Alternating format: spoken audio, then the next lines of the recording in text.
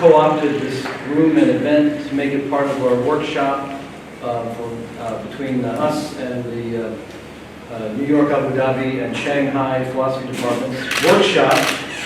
So that's part of this event, and it will continue and this 309 for the rest of the day. So don't be shy, come on by for more philosophy over there. Now I just want to introduce you to Hans Muller, is co-editor along with our AUB colleague Vana Mashur of a volume called Contemporary Philosophical Naturalism and Its Implications by Routledge in 2014. He's also the author of several journal articles and chapters, 3 of which are related to the theme of today's presentation. And I'll just tell you what those titles are: Ethics, Emotion, and Theology, a Humean Investigation, and that appeared in Science and Religion, publications of the European Society for American Science and Theology, the study of science and technology. Secondly, Sympathy for Whom? Smith's Reply to Hume, which appeared in the Journal of the American Philosophical Association. And Hume on Sympathy, Pity, and Impartiality in the Concept of Affectivity in Early Modern Philosophy. During the 2017 and 18 academic year, Hans has been a fellow at the Center of Arts and Humanities. This provided him with very valuable course releases, which gave him time to complete research for and beginning writing a book manuscript on Adam Smith's account of sympathy and how that account can be used to defend moral sentimentalism against some long-standing objections that many have thought were fatal. Okay, so let's give a warm welcome for Professor Muller. Thanks. Thank you for the kind introduction. Thank you everybody for coming here on a holiday. Very appreciative. And happy Star Wars Day. Wait for it. May the 4th be with you. That's one reason we couldn't postpone the talk. Okay. As Chris mentioned, I'm working on a book manuscript. And this presentation is drawn from that manuscript. In that book, I will make 2 main arguments. First, I argue that Adam Smith's version of moral sentimentalism is superior to David Hume's much more famous version. And I argue that the reason Smith's version is superior is because it contains a much better account of the psychology of sympathy. Or empathy would be the modern term. I make part of that case in the 2016 article in the Journal of the American Philosophical Association that Chris mentioned, but there's more to be said, so I'm working on that. The second argument is that Smith's account has the resources to reply to a set of objections put forth by Immanuel Kant and many contemporary Kantians, according to which moral sentimentalism is incapable of making the case that we have good reasons to be impartial and disinterested. Another way of putting this worry is that moral sentimentalism can't accommodate the principle of fairness. Now that second argument is not completed yet. That's what I'm working on. That really needs to come together. That's what I'm thinking through here is what I want to get. So later in the talk we'll take a look at the details of Kant's objections, but let's start with a look at a fun quote from 2011 from a philosopher named Alan Wood. Moral sentimentalists are radically defective specimens of humanity who are incapable of feeling respect for anyone or anything, or else every time they do feel it, they commit themselves to contradict their own meta-ethical theories which are often radically subtle in execution, but must nevertheless be recognized from the start by all rational agents as obviously and brutally false.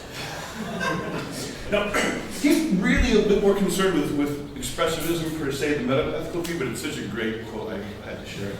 And it does set the stage for this big divide between the Humeans and the Kantians on this. And actually, I think the objections against the Humeans go through. And that's why I think you need Smith to reply to the Kantian objections. Okay. Now, an interesting part of the narrative here is that there's no little irony in the fact that impartiality is currently considered the Achilles heel of moral sentimentalism. The reason this is ironic is that moral sentimentalism began as a movement in the Scottish Enlightenment as an explicit response to psychological egoism. That is, to a theory of moral psychology which claimed that human beings are essentially and by nature motivated by self-interest. Now, the two most prominent psychological egoists that people were reacting to were Thomas Hobbes and Bernard Mandeville. We'll just get a quick look at their overall. Hobbes, in a section of Leviathan, he titled A Restless Desire of Power in All Men. He's positing the various psychological principles we have. He says, so in the first place, I put for a general inclination of all mankind a perpetual and restless desire of power after power that seeketh only in death. Good Hobbesian clear statement. And Mandeville, who came a little bit later, he wrote A Fable of the Bees, which is a poem with some prose commentary on it. He was addressing the idea that some people had put forward that people have a natural inclination toward the company of others, that we seek out the company of other human beings. He says, well, man may have that, but he has it for his own sake, in the hopes of being better for it, and he would never wish for either company or anything else, but for some advantage or other he proposes to himself from it. Now, many of you will have at least some familiarity with Hobbes' political philosophy, which is rooted in these claims about moral psychology and psychological egoism. He combines the claim about psychological egoism with a Mandeville-style denial that we have any natural affinity for the company of others. In plainer terms, we don't like people. The only reason we put up with them is we get something out of them when we come together with them. And one of the things that became clear to me as I was doing this research is it's very hard to overstate how largely the thesis of psychological egoism loomed over public discourse in the early 18th century. There are many interesting examples of prominent thinkers, many of them members of the Christian clergy, who conceded psychological egoism and then tried to argue that traditional morality could be incorporated into the egoistic worldview. I just want to give you a couple quick examples of those. This is Lord Shaftesbury, the third Earl of Shaftesbury, from 1714. We shall endeavor to demonstrate, so as to make appear, that what men represent as ill order in constitution of the universe, by making moral rectitude appear the ill, and depravity the good, or advantage of a creature, is in nature just the contrary.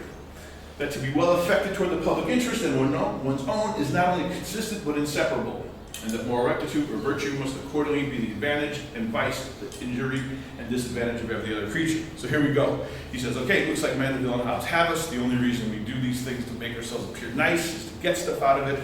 So I'm just going to try to argue that being nice and kind to other people really is in your own self-interest too. A briefer quote from Joseph Butler, aka Bishop Butler. Let it be allowed, though virtue and moral rectitude does indeed consist in affection to and pursuit of what is right and good as such, yet when we sit down in a cool hour, we can neither justify to ourselves this or any other pursuit till we are convinced that it will be for our happiness, or at least not contrary to it. And this again is a sermon that was published. He says, I know when you hear in the church, you're all going to say that you love your neighbor and everything, but when you go home and you relax and you have your whiskey or whatever, and you're really being honest with yourself, that's not what's going to motivate you, is it? You love your neighbor. No, it's going to be the things that are good for your happiness. Okay. Now, when people compare Hobbes on the one hand and his clergyman critics on the other, a contrast is often made between the hard-nosed empiricist, Hobbes the hard-nosed empiricist, and Bishop Butler and his ilk, who are thought of as less hard-nosed and perhaps maybe less empiricist. But in the 18th century, three Scottish empiricists challenged Hobbes on his own turf. These three, Francis Hutcheson, David Hume, and Adam Smith, and not coincidentally, Hutcheson was Hume and Smith both studied with Hutcheson. He was their professor, one at Edinburgh and one at Glasgow. These three argued that Hobbes was not, in fact, a very good empiricist because, they thought, he overlooked what they took to be some very basic and very observable features of human nature. Francis Hutcheson argued that human beings all have benevolent inclinations toward others. We are disposed to study the interest of others without any views of private advantage. Every mortal is made uneasy by any grievous misery he sees in another involved in, unless the person be imagined evil. In a moral sense, nay, it is almost impossible for us to be unmoved even in that case, even when you think the person is a bastard. If he's really miserable, or she's really miserable, it still kind of bothers you, he says. Now notice the little shift that's happened here. We've moved from the person thinking about, why should I interact with that person to see what I can get, or what motive do I have to interact with the person, to another thing. It's somebody looking at another one and saying, God, that person is either miserable or happy, and what effect is that having on me? So that is part of the clue of how Hutcheson's empiricism delivered evidence that we take genuine care about the interests of others, whereas Hobbes, Mandeville, and Shaftesbury and Muller found only evidence of self-interest. One way to think about Hutcheson's starting point is that he rejects Hobbes' thought experiment of man in the state of nature as a person for whom interpersonal interactions had no normative bearing. We don't know if such a state of nature ever existed, and even if it did, we can make no observations about it, so it is inaccessible to the empirical method. What we do have access to is man in society, and that person is very much under the normative influence of interpersonal interactions. And Hutcheson's way of bringing such social facts into his moral theory is to introduce the character of the spectator. Again, me looking at someone else, not me thinking about how best to get out of that. Okay, Hutcheson introduces the spectator. There's 3 short ones here. Virtue is then called amiable or lovely from its raising goodwill or love in spectators toward the agent. So you see somebody act, and you either... Does not every spectator approve the pursuit of public good more than the private? Is it more probable, when our actions are really kind and publicly useful, that all observers shall approve what we ourselves approve? So, Hutcheson's introduction of the spectator marked an advance over the empiricist accounts that kept the focus on the individual in isolation from our social context. But this theory has at least 2 important shortcomings. Hutcheson recognized only one moral virtue, beneficence. So the scope of our moral judgment looks to be limited to going around recognizing signs of kindness and the like. This makes it hard to see how we might make a positive moral assessment of, say, bravery or prudence. A second shortcoming is that Hutcheson left the moral judgment unanalyzed. He simply tells us that we have a moral sense, which is capable of recognizing benevolence, and that this recognition creates a pleasurable emotional reaction in the spectator. That is, his idea is we enjoy seeing morally good behavior in a way that's analogous to the way we enjoy seeing beautiful scenery or well-composed works of art. And actually that analogy between moral enjoyment and aesthetic enjoyment is explicit. He talks about it exactly as this is 2 different kinds of ways we take pleasure in the world around us. Now, as a student at Edinburgh University, David Hume studied with Hutcheson. Hume agreed with Hutcheson's anti-Hobbesian view that benevolence comes naturally to human beings, and he also thought that we feel something like pleasure when we make positive moral judgments and something unpleasant with negative ones. But Hume went further. He built on Hutcheson's account both in recognizing many virtues besides benevolence and providing an account of the psychology of moral judgments and the pleasant or unpleasant sensations which accompany them.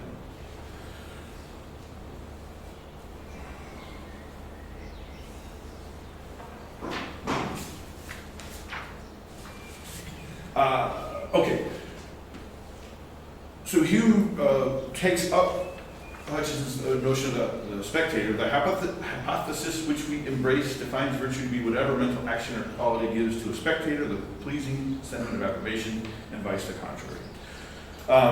Now, before going into the details of Hume's account of the psychology of moral judgment, I want to draw your attention briefly to another part of Hume's empiricist story. This one is focused on language. Hume distinguished the language of morals from the language of self-love.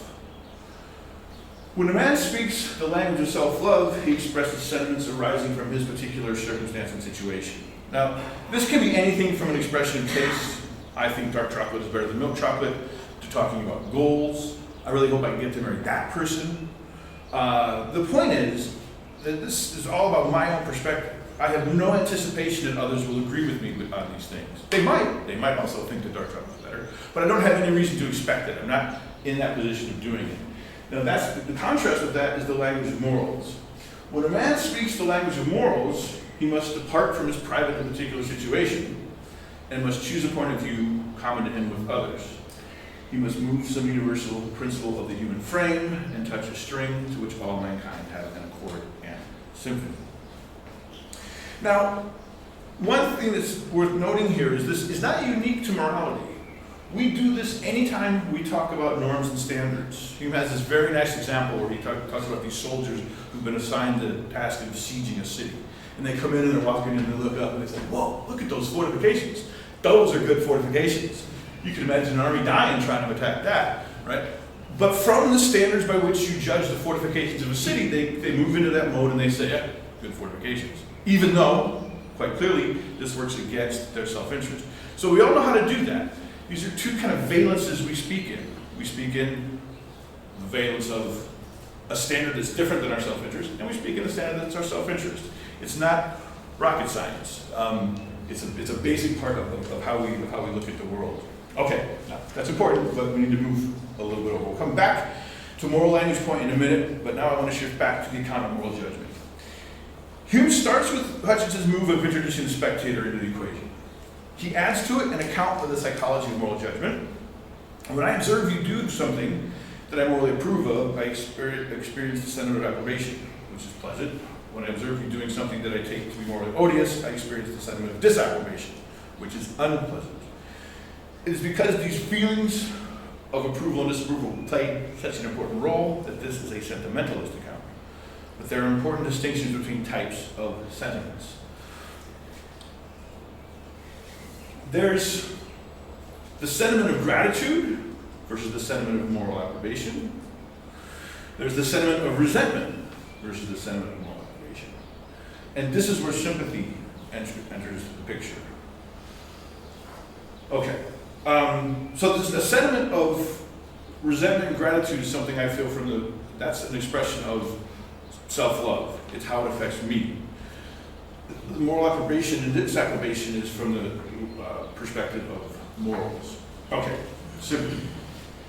When an affection is infused by sympathy, it is first known only by its effects, and by those external signs and countenances and conversations which convey an idea. This idea is presently converted into an impression, and acquires such a degree of force and vivacity to become the very passion itself, and produce an equal emotion as any original affection. Okay, what's the story here? We need a very short detour into Hume's theory of mind, which is strikingly simple. There are two and only two sorts of psychological entities in Hume's view. There's impressions and ideas. Impressions are feelings, both in the sense of a sense perception, like seeing the blue sky out there, and there being something that it's like to see blue, and the sense that emotions we feel. So in both those sense of impressions. Emotions are impressions, sense perceptions are impressions. And ideas, this is the famous empiricist story, ideas are copies of those impressions. They're abstractions, and the term concept is the close synonym for idea here. You have the sense impression of blue, and from that you have the idea of blue. You have the feeling of, say, anger, and from that you also have the idea of anger. So, back to this notion of sympathy. Imagine that you see a fellow who is red-faced, grinding his teeth and clenching his fists. From this observation, the idea of anger occurs to you. Once that happens, there are two possibilities. A psychological mechanism of yours, called sympathy, engages and converts your idea of anger into impression. That means you have a sympathetically felt emotion of anger. Or, the other possibility is, that mechanism does not engage, and you do not have a sympathetically felt emotion. You just have the idea of anger. By seeing that person, the idea of anger occurs to you. Now we have what we need to get the gist of Hume's theory of moral judgment. Imagine an observed interaction between you and Dave. At the end of that interaction, you express gratitude towards Dave. The idea of gratitude occurs to me. There are now, as before, two possibilities. If sympathy converts my idea into gratitude, into the felt emotion of gratitude, then I morally approve Dave's action. If that conversion doesn't happen, then it is not the case that I approve. A quick side clarification. Here, approving does not amount, here, not approving does not amount to disapproval. To get Hume's account of moral disapproval, run the same scenario but change the starting point to your expression of resentment towards Dave, right? Okay, so that's how that goes with approval and disapproval. Okay, now, going back to the language point, this is the same one we saw before. Moving to that general perspective. We're going to put this together with the account of reaction to sympathy. You know, from your training on how to speak the language, that if you say, what Dave did over there was morally praiseworthy, okay, nobody would ever say it just like that, but bear with me for the sake of making the example clear. You know that if you say what Dave did was morally praiseworthy, and somebody says, why do you think that? You are not allowed to say something like, well, the guy Dave helped out is my brother, and I like it when good stuff happens to my brother. What's wrong with that? That answer is in the valence of self-love. But you are obligated to give an answer in the language of morals. Okay. So now we can see some of the things that are attractive about Hume's view. Here's a commentator, D.D. Raphael, I think slightly overstates the attractiveness of it, but here he just goes for it. The moral sentiments that Hume's Spectator expresses are impartial, in a sense, and, in a sense, rational. Impartial because disinterested, and rational because universal. More would need to be said to get to the universal, but that's the idea. It's universal in the sense that it isn't mine, right? It's appealing to the standard. Now, this is good as far as it goes, but there is a problem. Hume made an advance over Hutcheson's theory by articulating the general point of view, the moral perspective, and developing an account of psychology of sympathy which gives more explanatory depth to what we mean when we say, I morally approve of that. But there are two important shortcomings. First, Hume doesn't say very much about what makes it the case that you do sympathize with an emotion, felt by somebody else, as opposed to times when you don't sympathize. He just doesn't give a whole lot about what that is. And what he does say makes it look like he's going to have a hard time countering the charge that his theory is one that invites bias towards the interests of oneself and those close to oneself. Taking a passage from his associationist psychology, Hume tells us that the likelihood of having benevolent affections towards others is a function of the relations that person might bear to you. And there's a list of those relations. Consanguinity, which means that the person is a blood relation of yours. Countrymen, neighbors, those of the same trade, acquaintance, and resemblance. Now that's what's particularly worrisome, I think. And he does have a story about how pity can help you feel benevolently towards those who do not bear these relations, but it is far from convincing. Actually, my piece in the concept of affectivity in early modern philosophy talks about that. And if you want a PDF of that book, just ask. We're allowed to and encouraged by the publisher to distribute it for free, but I can't go into all the details now. Okay, given these issues with bias, it looks like we might want a different story about the psychology of sympathy. Second, making the spectator the starting point of a moral theory means that the theory is most at home, as it were, explaining our judgments concerning the motives and actions of others. But given that the original challenge presented by the psychological egoist was the thesis that we are all self-interested, isn't the more important task explaining how we can be fair and unbiased in our assessments of our own actions and intentions? I think both Hutcheson and Hume are dangerously exposed on that front. Adam Smith's account has, I think, resources for addressing or patching up or something, both of those shortcomings. Okay, so shifting to Smith now. The so-called father of modern political economy and advocate of capitalism was, of course, not naive enough to try to claim that people were not naturally biased when it comes to passing judgment on our own actions. One way to think of Smith's moral project is that he saw correcting for that bias as the central ethical task. So, besides incorporating the perspective of the spectator, he argues that what is needed is an impartial spectator, that is neither me, nor you, nor any other actual spectator. But it is a being with whom you can consult, and we'll try to make some sense out of that mystery in the next few minutes. The impartial spectator is a kind of construction out of all the actual spectators. But again, there's no particular actual. The account begins with a metaphor. When I picked up this piece of paper in my visual field, it's bigger than the Hustler Student Center. But I know that this paper's not bigger than the Hustler Student Center. And how do I correct for that? Well, I sort of imaginatively place myself over there and look over here and say, I can barely see that piece of paper. That's Smith's idea, that we realize that we get these misperceptions all the time, and we correct for them by thinking, I'm just being kind of parochial in my perspective. It's because this thing's right in front of my face that it looks big. He says, our emotional reactions are like that too. We know that we always take what's going on with us right now to be really, really important, and that we don't take what's going on with other people to be really, really important. And so we engage in a process of trying to correct for that misperception. When other people, we all had the experience of people coming in and you're complaining about something, and they say, it's really time to move on. You're being a little bit self-absorbed about that. And then we've also had times of trying to figure out why somebody's so upset, and we have to work up to it. So that's part of the process. Okay. This is where we need to look at the handout. These are just these demonstrations of these imaginative shifts. From the very, very beginning, it's like the second paragraph of the book, The Theory of Moral Sentiments. By the imagination, we place ourselves in his situation. This is somebody who's under distress. We conceive ourselves enduring all the same torments. We enter, as it were, into his body and become in some measure the same person with him. And thence form some idea of his sensations and feel everything which, though weaker in degree, is not altogether unlike them. His agonies, when they are thus brought home to ourselves, when we have thus adopted and made them their own, begin at last to affect us. And when we tremble and shudder at the thought of what he feels for us, for as to be in pain or distress of any kind, excites the most excessive sorrow. So to conceive or to imagine that we are in it excites some degree of the same emotion in proportion to the vivacity or dullness of the conception. Okay, that's at the very beginning where he's just setting up what his notion of sympathy is.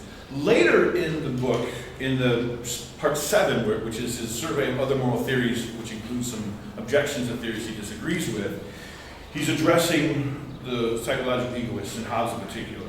And he wants to say, you can't tell me that sympathy is motivated by self-interest. Sympathy, however, cannot in any sense be regarded as a selfish principle. When I sympathize with your sorrow or your indignation, it may be pretended, indeed, that my emotion is founded in self-love. Because it arises from bringing your case home to myself, putting myself in your situation, and thence conceiving what I would feel in like circumstances. But though sympathy is very properly said to arise from an imaginary change of situations with the person principally concerned, yet this imaginary change is not supposed to happen in me, in my own person and character, but in that of the person with whom I sympathize. When I condole with you for the loss of your only son, in order to enter into your grief, I do not consider what I, a person of such character and profession, would suffer if I had a son, and if that son was unfortunate to die. But I consider what I should suffer if I were really you. And I not only change circumstances with you, but I change persons and characters. My grief, therefore, is entirely upon your account, and not in the least upon my own. It is not, therefore, in the least selfish. How can that be regarded as a selfish passion which does not arise even from the imagination of anything that has befallen or that relates to myself, in my own proper person and character, but which is entirely occupied about what relates to you? A man may sympathize with a woman in childbed, though it is impossible that he should conceive himself as suffering her pains in his own proper person and character. That whole account of human nature, however, which deduces all sentiments and affections from self-love, which has made so much noise in the world, but which, so far as I know, has never yet been fully and distinctly explained, seems to me to have risen from some confused misapprehension of the system of sympathy. Okay, so a couple of extended discussions of how this works when you're supposed to sort of imaginatively transpose yourself into the other person's situation.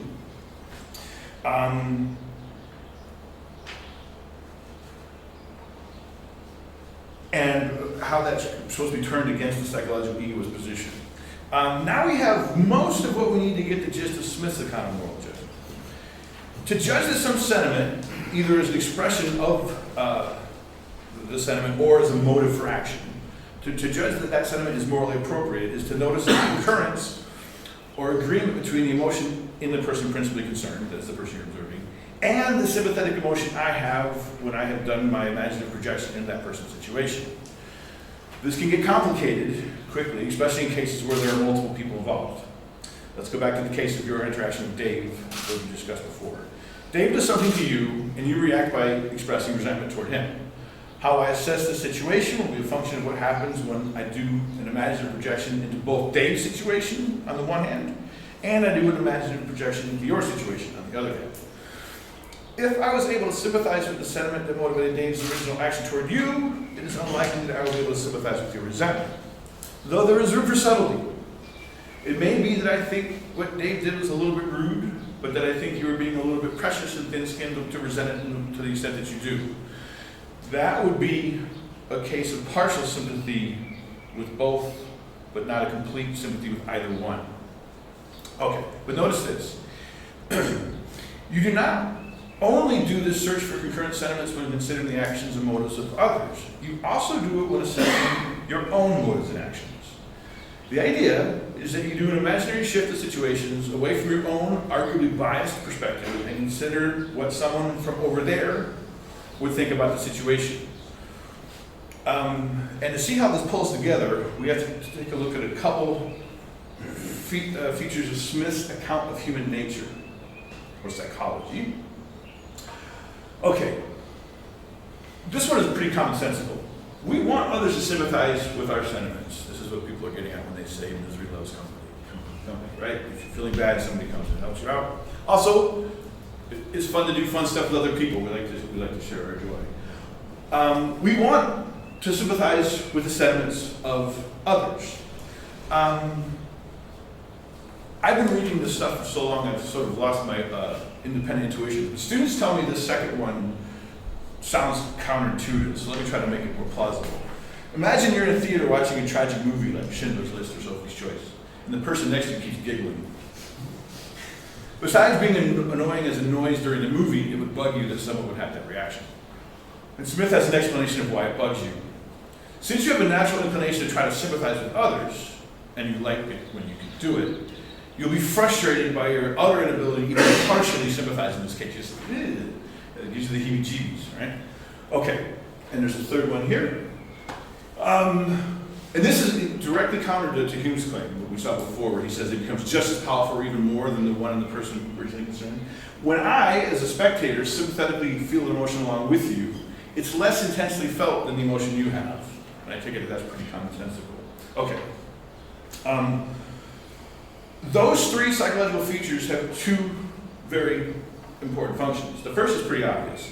Not the first one, the first of the two important functions. They're conducive to social cohesion, right? We like being around with each other. We like being around other people, and we like to kind of agree with them emotionally. The second function is that they push us toward developing the two virtues that Smith thinks are most important.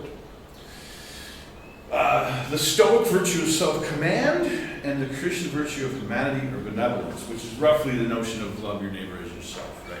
Now, when I first read, this is years ago now, that he thought these motives were the virtues the most important, I couldn't figure out why, and I said, what is this, picking and choosing from these different traditions? But here's it. It's because of this dynamic that we don't feel as strongly an emotion as the person we're trying to sympathize with. We want to be sympathized with, so I know that guy's not going to be as bummed out about the bad news I just heard as I did. So I try to tamper down my reaction a little bit, so there's a hope that he can meet me. And he realizes that he's not feeling it as strong as me, so he tries to amp up his sympathetic reaction. And so anyone going through an intense experience tries to motivate the Stoic virtue of self-command, and anyone trying to empathize tries to mobilize the Christian virtue of loving your neighbor as thyself, and that's how we sort of meet in the middle. You need both of these, and there's different circumstances where you'll emphasize one more than the other, but nobody can be a fully functioning moral agent without having both of them. Okay, and this, I'm trying to do this really quick, but this is how you get to the idea of the impartial spectator. The impartial spectator is that middle point. It's not the intense reaction of the person who's going through the experience, and it's not the down reaction to the person who's trying hard to empathize. It's the one in the middle. That's the sort of appropriate level. And we're interacting socially, morally is constantly an effort of trying to bring your own reactions down and trying to bring your reactions to other people's sentiments up. Okay. That's the main picture. So, the question I'm wrestling with in my work on the manuscript now is this. To what extent can these moves, which I think were designed mostly to defeat the psychological egoist claims that people are only motivated by self-interest, which is of course one kind of bias, to what extent can those moves be mustered to counter Kantian-style objections that moral sentimentalism can't meet the principle of fairness? So let's take a look at a couple of those objections. This is the last slide. Variance in moral feelings makes them an inadequate standard of good and evil. That comes from the groundwork.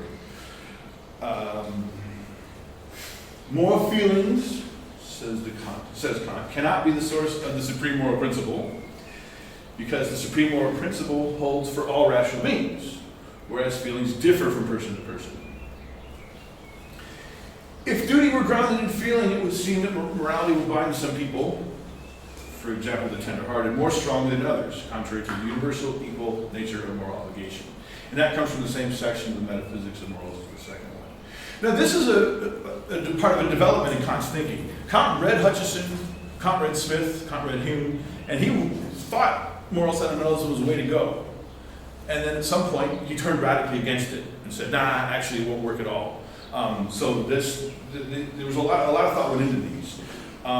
There's more to his objections to this kind of view, but these are the main ones where he's really zeroed on the core idea of moral sentimentalism, the sentiment part. Okay. The first objection seems to be getting at problems associated with variations in moral feeling within an individual person, maybe over time. Perhaps such issues as whether I'm in a good or bad mood, or whether I'm tired, will affect how disposed I am to feel benevolently toward you. The second and third objections seems to be getting at variations in moral feelings across different people. Both of these claims are based on empirical generalizations about the supposed diversity of emotional temperaments, as it were. The upshot is that I think Hume's distinction between the language of self-love and the language of morals, and Smith's concept of the impartial spectator and how we move toward it by developing these virtues of self-command and benevolence and humanity, can do the job. They can explain ways to overcome these variants, these variations, to get a stable enough platform to make non-biased assessments of other people's motives and actions, and non-biased assessments of your own, which is the real trick, I think.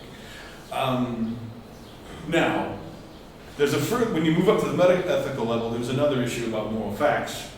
That's probably not going to be forthcoming on this view. But I don't think you can have them, so I'm not worried that you can't get them from this. Okay, that's the talk.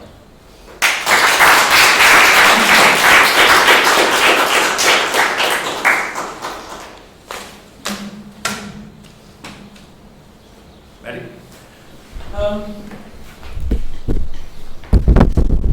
So I take your answer at the end to be that I can still, or that Sentimentalist or Smith can still generate the correct moral view, or a not horribly implausible moral view with the sentimentalist resources that they're disposing. Not horribly implausible, but That's right. I just wonder what you make of this talk of grounding that figures in Kant's objections, right? So the worry is that Kant's kind of concerned with a sort of explanatory project, right? That that what we're trying to do is explain why certain requirements bind all agents. And so I don't know if this rises to the meta-ethical level yet, because you might think that no, even normative ethicists are in the business not just of coming up with views, but views that help explain why certain things are right or wrong, and so on. So I wouldn't call this yet a distinctly meta-ethical concern. So I guess I would just want to invite you to say more about how the appeal to the impartial spectator, I mean, can it provide this kind of explanation? Does it ground duty or obligation? Is there more to it? Can you say more about that? Yeah, okay. Thanks for starting right off with the $60,000 question. This is the whole ball of wax, kind of. One is I'm willing to take issue with one of the first premises of the idea about the explanatory project of explaining the duty, that it binds without exception.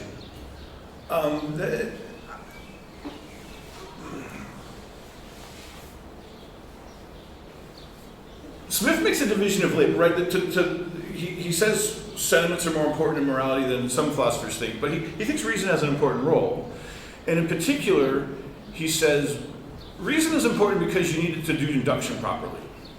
You have individual emotional reactions to situations, and others around you have individual emotional reactions. And once you start noticing these reactions and you notice that they're forming fairly stable patterns, you make an induction, and then you end up with a moral rule. Bottom up making of moral rules from your empirical observations of yourself and others. And once you have that rule, you pretty much can just follow it. There's going to be some situations where you have a rule and you notice you have a sentiment that pulls you in a direction, you have to reconsider it, but you do it. But I think that you want to leave that in there. It always it should be the case that a novel situation can press you to reconsider that moral rule. So that's a little bit of an answer. And so that's. Okay, so do you think it's right then that they start out with a kind of conceptual disagreement about whether the rules of morality antecedently bind all rational agents? Is that? Yeah, I think sometimes they combine non-fully rational agents can also be bound by moral rules, and I think that the categoricalness of the categorical comparative is one of the things that would be under dispute here. Okay. Yeah. Thank you for a very stimulating talk.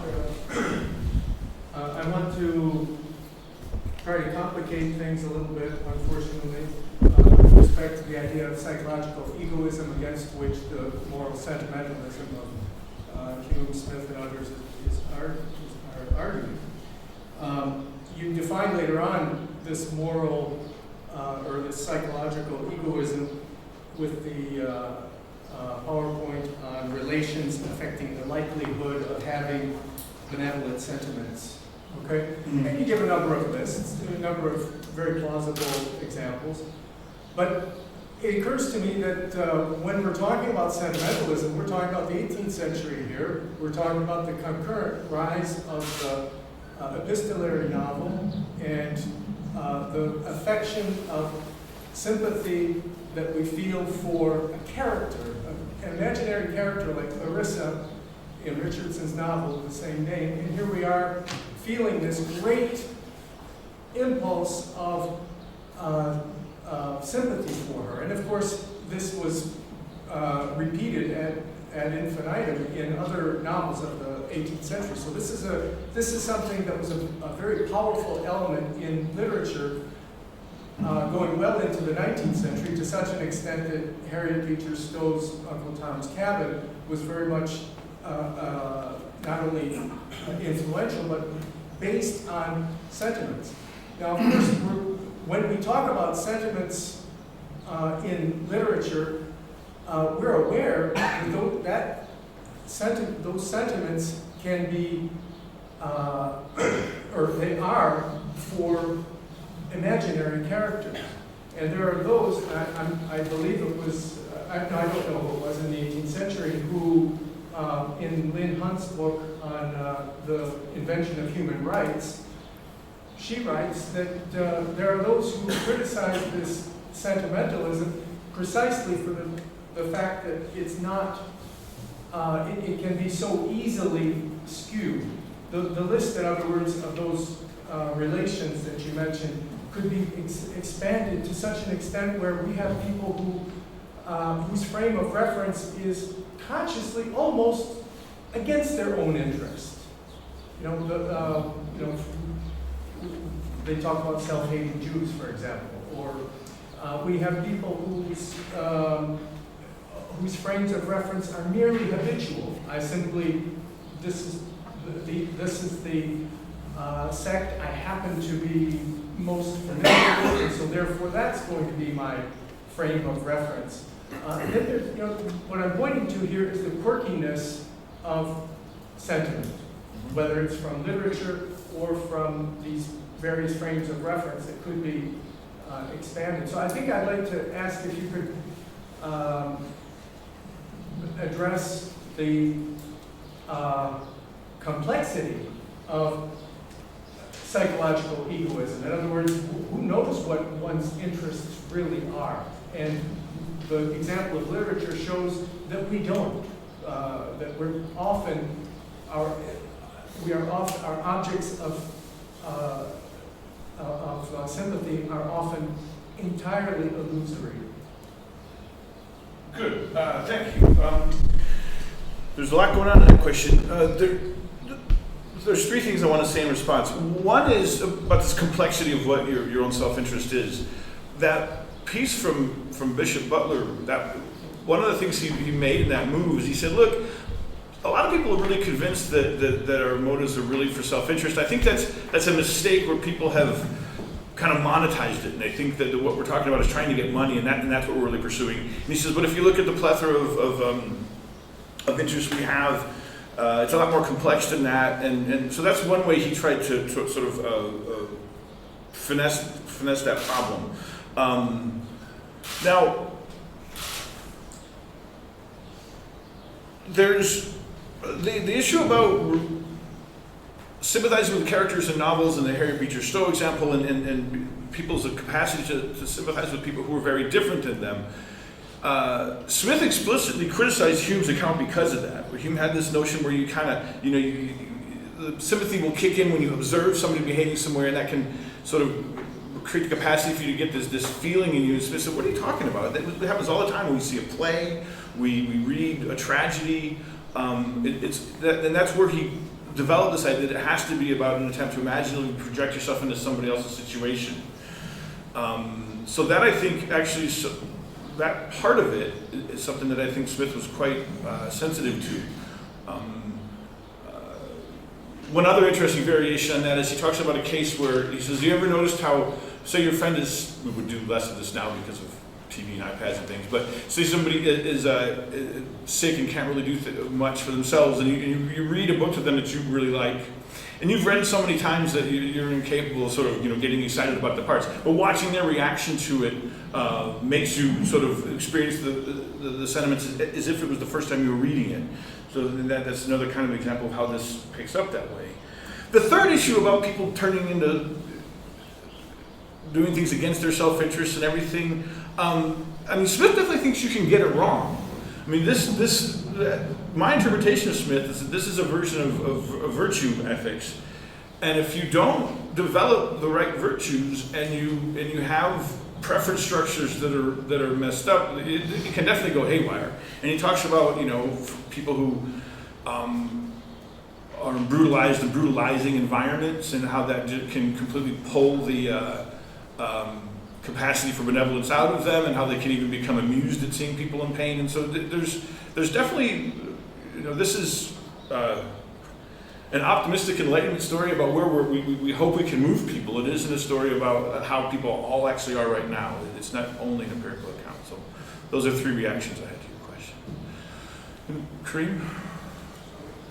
Thanks for this. It was very interesting. I had a question about, maybe you already tackled this. I was wondering if you could just say something more about it.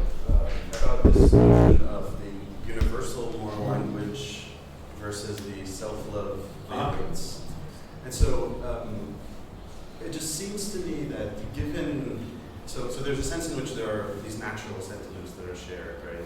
But at the same time, the development of the moral position is heavily dependent on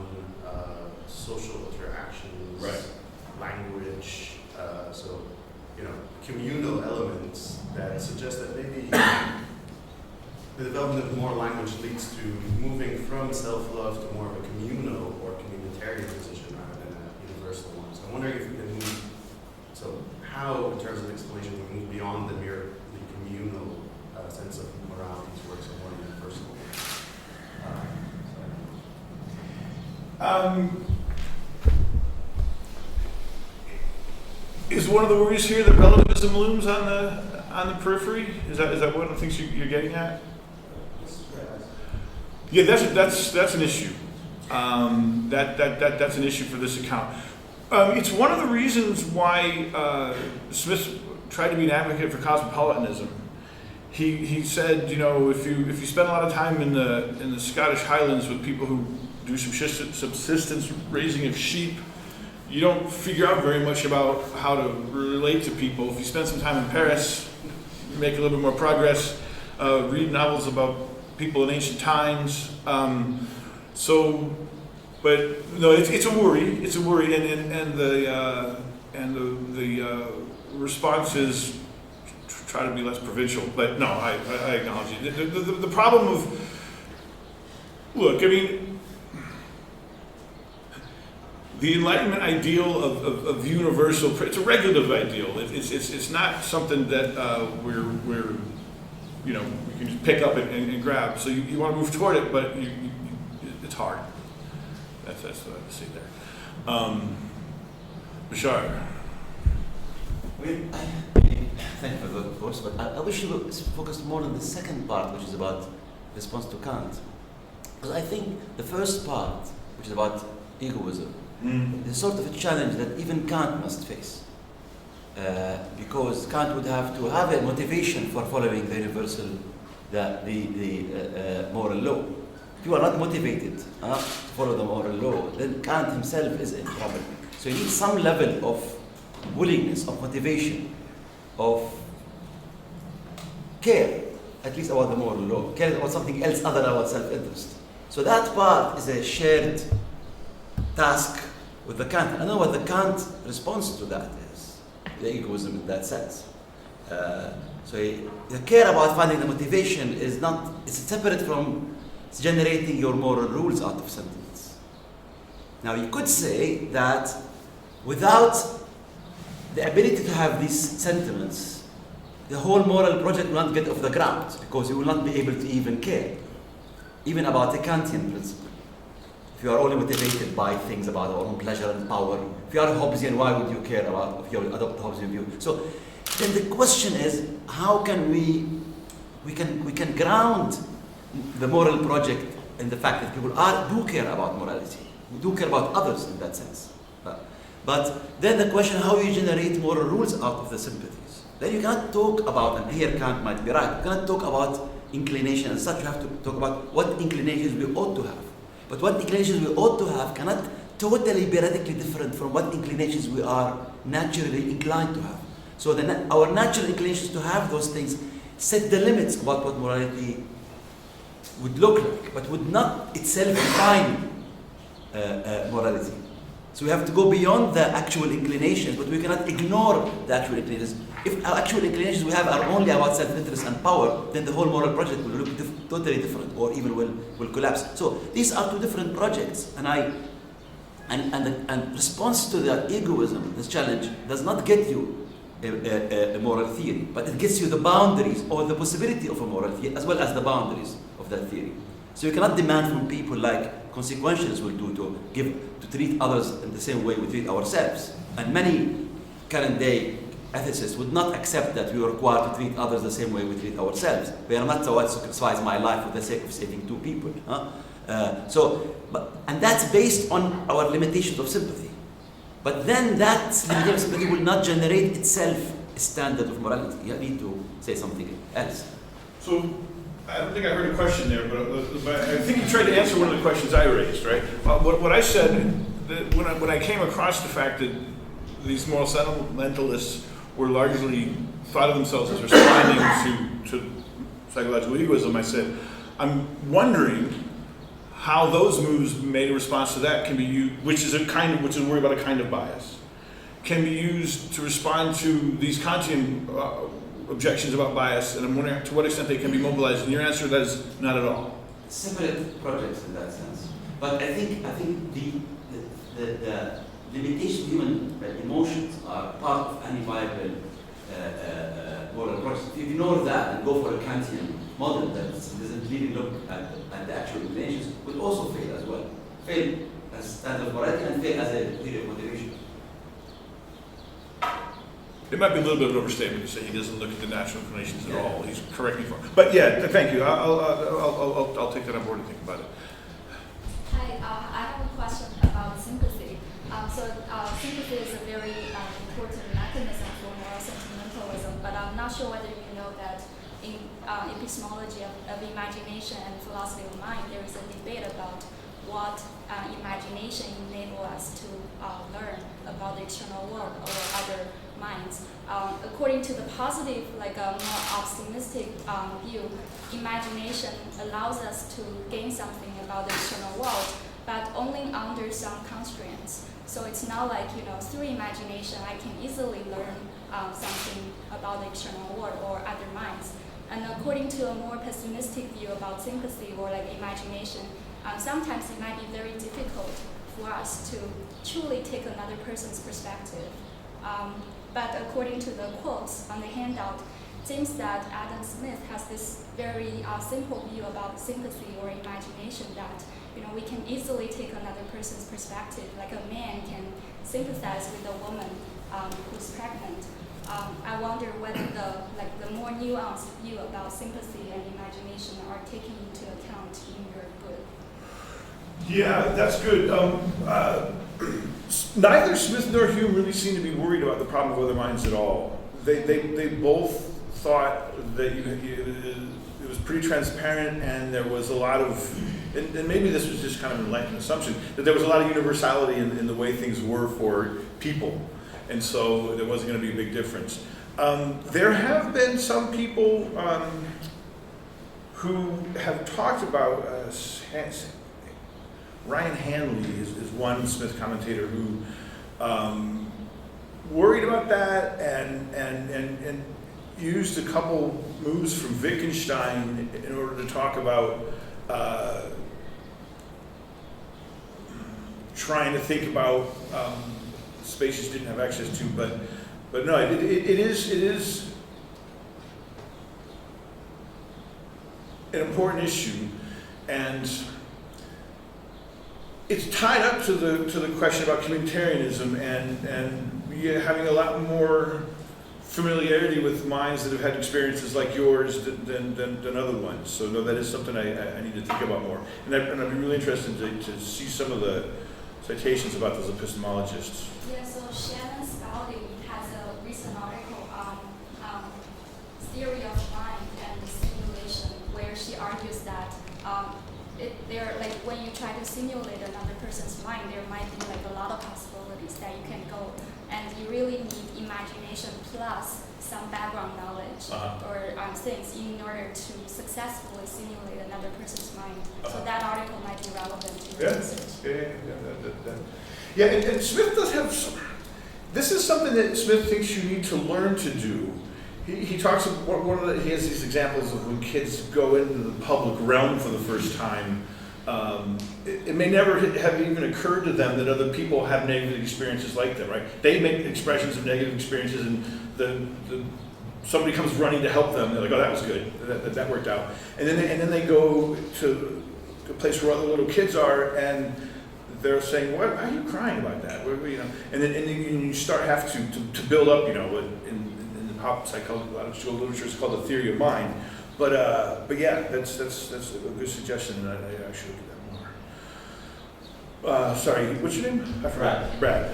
So I wanted to ask about the impartial spectator on your view. So the way you presented it, it seemed like for Smith, the judgments of the impartial spectator are sort of always intermediate between the first personal, more embedded responses of people in the situation and the damped down reactions of third-party observers. And the worry I was having with that kind of picture, if that is indeed the picture, is that it seems like that leaves out the possibility of it being the case that in certain cases, and this seems like it will be the case, in certain cases, the first person reactions are indeed the morally appropriate ones, and in other kinds of cases, the third person, much more damped down reactions might be the morally appropriate ones. So that if you're going for a view on which it's always these intermediate reactions that are correct, so you're just going to end up with a view that's extensionally inadequate. Yeah. So is there further idealization that goes on in some sense, or is the view really as simple as you present? No, it isn't. I was moving really fast at that point, and I was trying to do something that I found very difficult in teaching this to undergraduates. Trying to talk a little bit about how you build up to a firm and steady notion that there is a perspective that's not yours that might be better than yours, and that you constantly want to check yourself against it. But absolutely, it can be the case that right away you think, wow, that person is reacting exactly the way they should, and I feel that that's what full sympathy is, and you would have no cases of full moral approval if it wasn't the case that it sort of hit lines up just like that. So you concur, you have the same, the person reacts, you have a sympathetic reaction that's exactly in tune, and you check it with an impartial spectator, it all lines up, then you're like, yeah, and it's a really pleasurable thing too, but that's the full-blown case of moral approval. So I did oversimplify it and talk. I was overemphasizing how it can be different than yours, and made it sound like it's always different than your own first person one. So can I follow up? Yep. So what is the, because you presented as a theory of what the appropriate reaction is the reaction that's always intermediate between the first person and third person. So if it's not that in the way, well, the account you just gave suggested it's not that. So what is it? How do you specify the? There's no single answer for what's the appropriate reaction. It's always going to depend on the circumstances. It's always going to depend on the variables that tie into the situation. The point is, we all have the experience of somebody judging us for having done something wrong. We're like, you know, you're right. I shouldn't have done it. Oh, and somebody judging you for having done something wrong. Saying, no, you're misunderstanding. That's not what's going on here, right? So we know sometimes it's right, sometimes it's wrong, and that just means that we there's always a little bit of hesitancy. We don't, in a properly functioning, fully formed moral agent, we don't just assume that we know that our first gloss on the person is right or wrong. We check it. So the perspective of the impartial spectator is what that opinion you arrive at after considered reflection. Can I follow up? Bob's been trying to ask you a question for a long time. Yeah, but just to follow up on the point, that's why. Okay. Well, this is why this is short of responding to Kant's challenge. So responding to Kant's challenge would require that how do you go above the actual inclinations to judge the inclinations to be right or wrong. And that is what Kant, maybe there is a response, but that is the objection, that you cannot take the actual inclinations as a standard for judgment. And that bit that is the complicated one is the crucial one for answering and you cannot rely on the responding to the psychological egoism to get that off the ground.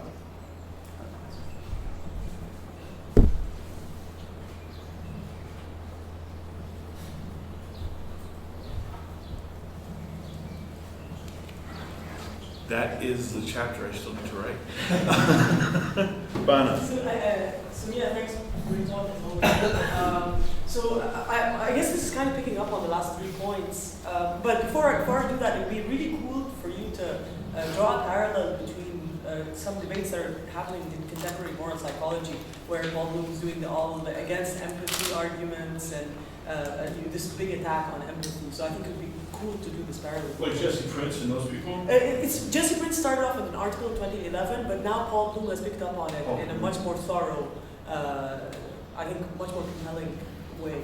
So I think that would be a cool thing to do. But picking up on this last debate, and when you had that slide on the Stoic virtue and the Christian virtue, I had a different interpretation, and I don't know, I'm going to throw it out there, maybe it's going to be helpful. I was thinking about it in terms of the agent himself. So let's say you're relying on your humanity, and then you get carried away because the baby's too cute, or that guy looks like your cousin, and so you empathize more. And the self-regulation was to just sort of keep that in check. So a big difference that I thought between Smith and Hume, and of course I don't know much about this primary literature, is that Hume keeps emphasizing that reason is and ought to be the slave of the sentiments, but that raises all sorts of problems that Kant and others and now people are picking up on. Whereas Smith can mitigate that by saying, but it's not just that it ought to be only the slave of the passions, is it ought to be the slave of the passions, it's that there's some sort of regulation to make sure that you don't, get to be too carried away and become like kind of, so that would be another way to think about that. So I was just going to throw it out there. So your second point, you said you thought it was more, the story should be more within the individual. Exactly. But oh, I see, because I was talking about the spectator needing to, okay. Yeah, I mean, so, but this is, right, this is one of the weird parts of it, and one of those parts that's hard to sort of imagine your way to. You become your own spectator in a sense when you're trying to consult the impartial spectator. You're thinking, now you actually, am I overreacting to this, or should I be more bummed out about this than I am? So that's good. So trying to bring that discussion in. I'm trying to remember what the other thing you said. No, it's just a suggestion also to like tie it to the contemporary debates. It's not, it doesn't require that. There was one more thing though. I lost it. Sorry.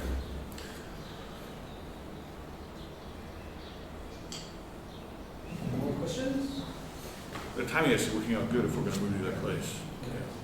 We need to go to that place. Is that free? Is this free? Yeah, can you just... It is. So we talked to her, but the issue is, what if other people are going to go there? There was a sign there on the door that we are building. Isn't there much aesthetically nicer place and aesthetics are taking matter for the wine? I'll take a walk. I'll put a sign up there. Where you guys stay here? What, you want to move in here then? Just for the next one talk. We had this conversation before you got here. Okay. I will put a sign up, and then we'll stay here for one talk. And then they need it in the afternoon. Okay. Well, They needed that. We needed that too. So let's say it would be for one. Okay, one time. Then we have to put a sign over there for one. I'll go do that now. I need to walk. Okay. Thank you for your excellent questions and comments, guys.